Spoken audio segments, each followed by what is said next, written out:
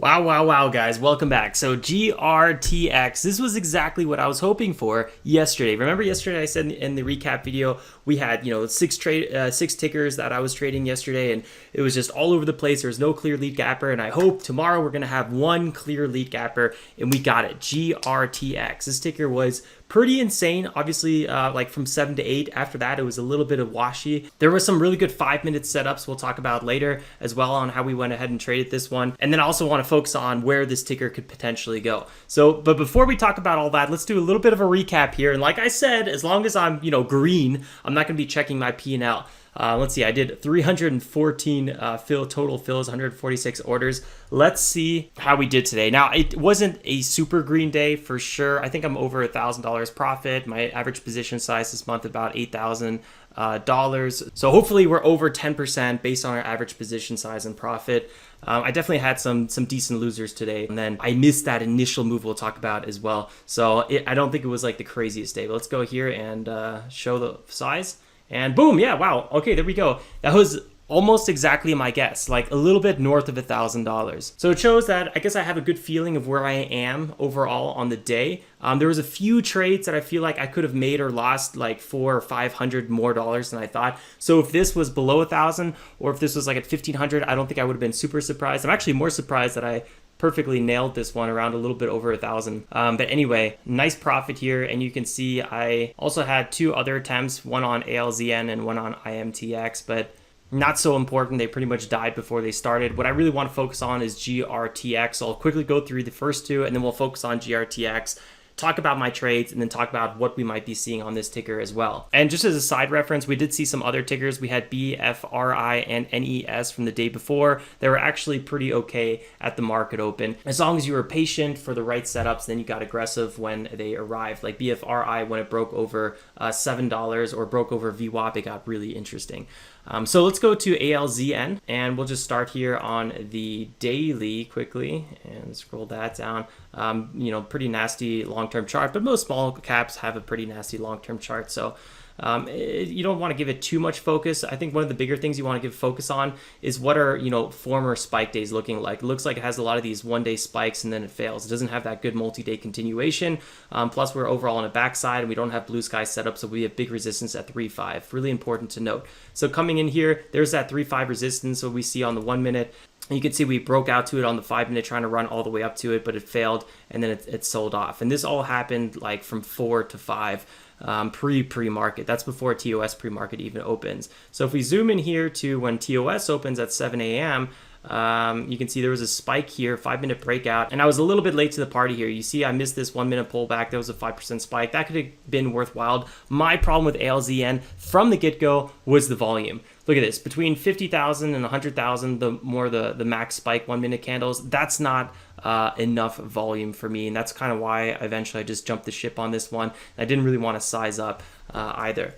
What you'll see in a little bit is GRTX. This ticker had over 500,000 shares being traded per minute. So it was about 5x the volume on ALZN and 5x the volume on ALZN and on every 1 minute candle, while ALZN only had that one spike, 1 minute volume spike, and then it was pretty much done. Let's go to IMTX really quick as well, just to show you guys why I kind of jumped ship from this one. So on the daily, this is pretty nasty as well. It's stuck below the 180-day SMA, and relative volume today isn't as high as it maybe should be if it really wants to be able to break 12 or 13.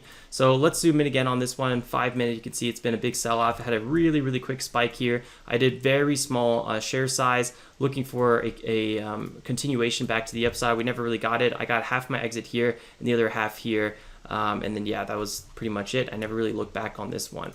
Yeah, these 2 tickers pretty much canceled themselves out. And then GRTX came into the picture, and this is the one I'm up $1,200 on. And this was the fun one. So let's go to the charts on this one, start on the daily, and you can see overall it is a bit in a backwards pattern. It was ranging for a long time, always finding good support here at 630, but then eventually had a huge gap down day. I'm not really sure what happened here. It doesn't really look like earnings or anything. Could have been an offering. Let's quickly see. So this was on the 10/18. So let's see what goes on over there. Or I guess it was more like 10/19, so it was probably a gap down day. Okay, so they had some sort of trial that was not met, or basically didn't fan out, some phase 3 trial. Yeah, that destroys biotechs. And yeah, biotech, 26 million shares outstanding. I think it even has a much smaller float. Unfortunately, on TD Ameritrade, you can't see the float. So I always go to Finviz. So if we just type in GRTX and scroll down, you'll see here the float is 23 million. So, okay, it's not that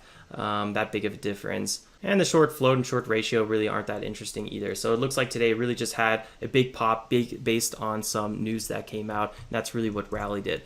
So nice to see that. Good high relative volume here. And we were thinking in the Discord that maybe we're going to break $4. We had a lot of resistance at $4 and run to $6. That was kind of the hope. And maybe we're still going to see that at one point today. It definitely won't be a big squeeze candidate with those stats, but there are a lot of buyers. I got to say, like the amount of volume on this ticker is absolutely insane. And then one more thing I should probably start mentioning in my recap videos, because I have been getting questions about this, is like, Alex, do you have any links to the Discord? How do I get started? What do you recommend doing? And all the links, first of all, are in the video description below. I always thought, that's like default mode, but I understand, if you're totally new to, I don't know, maybe the trading world or something like that, it's not the standard, you don't know.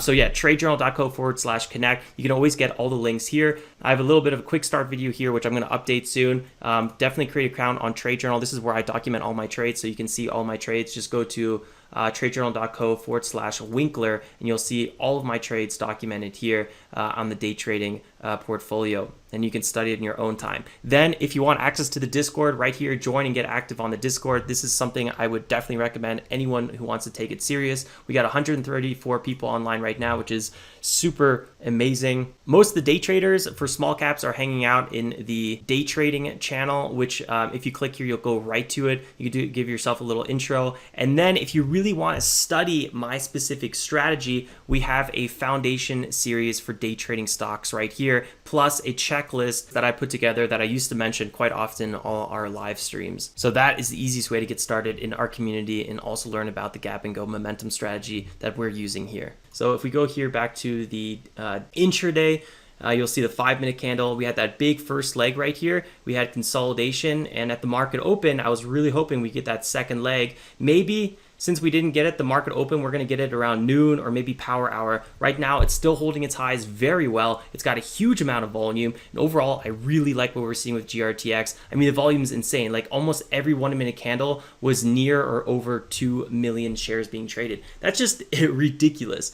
So this was, and even pre-market, we were at like 500,000 for a lot of 1-minute candles. I mean, this thing had power behind it, and you could really feel it, especially in that first leg. And this was a little bit unfortunate because I was documenting something. I wasn't documenting my trades, but I was taking some notes, I think, in my journal or something. And then I looked over to the Discord, and I saw GRTX being called out, and then I popped it up, and I don't think I looked at GRTX somewhere in this zone. So this was really unfortunate because I missed this first pop, and I don't know what I would have done, but most likely I would have been trying to get aggressive pretty early. I'll be buying the 1-minute candle quite often, so you never know what you would have done, but most likely I would have probably tried to jump in it, maybe with a smaller size, but still could have wrapped up a quick 5% profit or so. And then you could see I kind of chased in this area a little bit.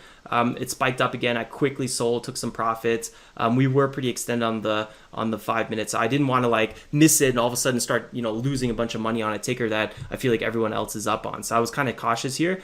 Still trying to scalp it though. When I get nervous, what I try to do is just trade smaller size. I don't want to freeze up and not trade because that gives me even more FOMO. So I'd rather take small size. If a big move happens and I at least have small size, I won't have that much FOMO. And if I'm buying too late and it crashes, at least I don't have that big loser. But at least I'm getting in the habit mentally, okay, keep trading it, get the feel for it, and let's get ready for that big move.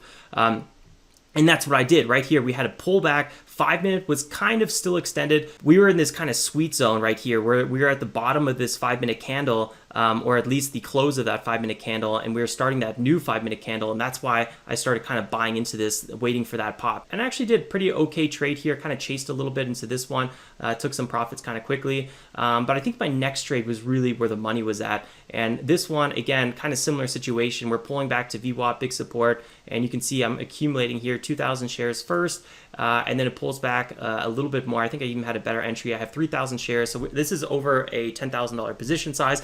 Not my biggest size, but it's about half of what I want for a full size. It pops up really quickly, and I take profits almost near the perfect high on this one, and that was like a 10% trade right there. So that was really nice. I scalp a little bit more here in this area, and then I'm waiting for a little bit more continuation, all of which doesn't really happen. That's pretty much the end of this ticker. A few more times I try to trade this one. So I took a few scratches somewhere in this area, and then I think here I took a little bit of a loss. I was buying here on VWAP support, looking for that continuation. We didn't get it, so I think I took a loss in this area. And then I got really kind of dreckish, as you say in German, which basically means like I got really dirty. My trading got really sloppy, and I kept thinking we were going to reverse, which wasn't wrong, and I eventually actually got this little green spike because on the 5-minute we had such big support here, but we just didn't get that pop past the 9 EMA like I was hoping for. So I think in all these trades, it was like 6 trades or so, I think I just had a straight up, I don't know, scratch.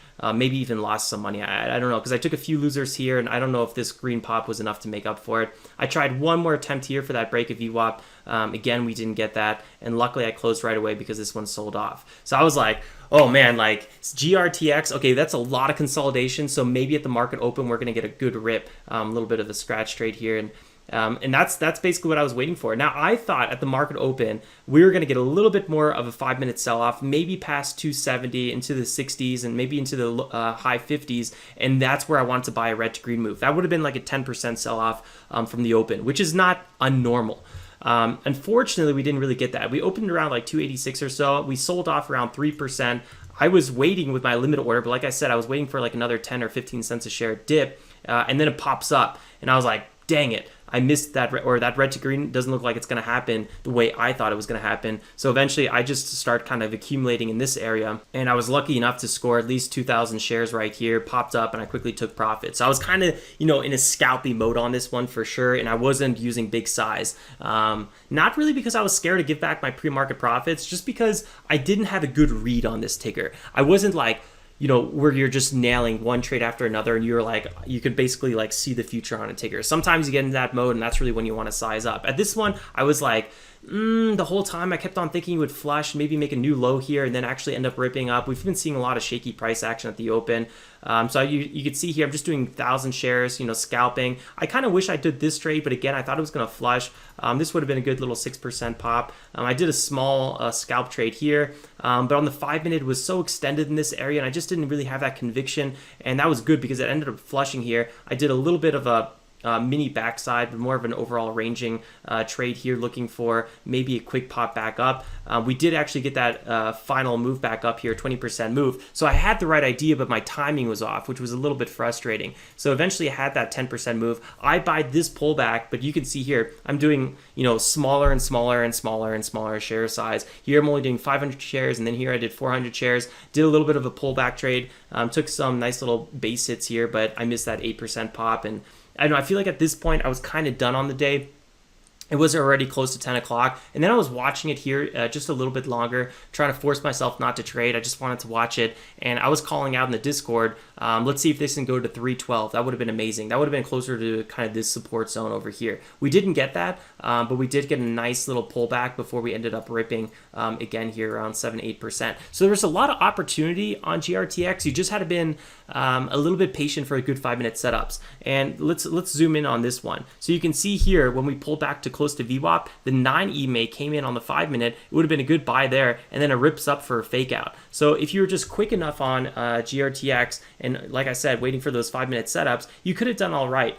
It was really not the ticker to be chasing near the highs after the market opened, because if you did that over here, you would have maybe got lucky, but over here you would have lost a lot. And pre-market, it would have worked. Pre-market was when you wanted to chase it. I was chasing it, but like I said, I just wasn't. I came in a little bit late over here, so I missed that first big 20% pop, and then I don't know. Here I never really got those good moves. I did a lot of small size scalps, so if I just doubled up my size, I probably could have done better. But who knows? Maybe I would have psyched myself out. You never really know. So there's no point in saying I coulda, shoulda, woulda. Ultimately, I didn't. So that's just the situation. I gotta say though, this ticker looks pretty good for some continuation later, midday or something like that. I mean, this is really forming a perfect first stare. So we got. Let me actually remove all my trades. So we got that first leg. This whole move here was about 180%, absolutely crazy. We've pulled back from the highs somewhere in this area. Let's see, that was about a 20-30% pullback. and now we're kind of hovering in this area, maybe like a 20% pullback or so. So maybe we're going to find new support in this area before we have that second leg back to the upside. So ideally the gap consolidation and then the go, and looks like the go might be delayed. So the only risk here is that there might be an offering from the biotech for holding, but let's say if it really does hold nicely, maybe it finds big support between $2.5 and $3, this ticker can have a phenomenal power hour session. So that's what I'd be tuned in for, maybe even a lunch rally. But I don't know, I'm not crazy about those midday rallies. I feel like they always have really low volume, and I don't know, I'm not a big fan. And if nothing happens and this ticker just keeps selling off, but eventually finds support around 2.5, this could be a phenomenal gap up and continuation ticker. So that would be another way to potentially play this one. Let's actually look on the daily again quickly here. Yeah, it's not the ticker that's, really known for multi-day continuation. Looks like here in this area we had some good multi-day continuation. I gotta say, what we're seeing today on this ticker is very unique for it.